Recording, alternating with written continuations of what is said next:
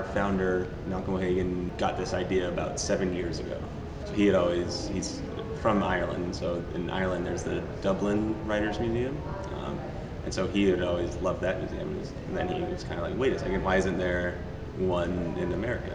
So he got that idea, and then it just kind of spurred from there, and it took 7 years of fundraising, and what we have now is a good place for us to start, and who knows where we'll go from here. This is our nation of writers. On this wall we have 100 different authors of the past 400, 500 years. The idea being that together they've kind of made the American, like one American voice, and there's a timeline above, which is cool, so you can see how writing interacts with historical events, and vice versa, how writing can impact the course of history. This is our surprise bookshelf. This one's cool, it's interactive. Some of them have audio, some have video, some you can even smell. There's a smell that emanates from it. This is where you can vote for your favorite works, your favorite authors. We have a lot of books on hand, so we encourage people to, after they come through there, to come and pick up a book and whatever piques your interest, something you've read before, a new book.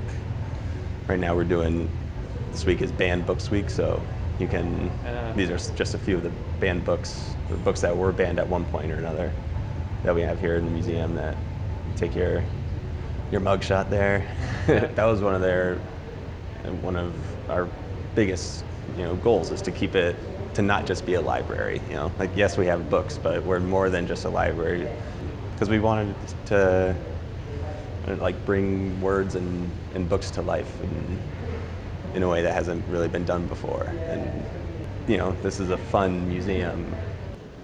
This is our Chicago gallery, so this is one of my favorite sections, just focused specifically on Chicago authors, because that was one of the reasons for deciding to have the American Writers Museum in Chicago. There were other ideas, like DC was one, New York City, but they eventually landed on Chicago because of its centrally located, and because of its rich literary history. So many powerful voices came out of here. I think it's well worth it too if you have even the slightest interest in reading or writing. It's the American Writers Museum, but it's also for avid readers or anyone interested in history. It's a great place.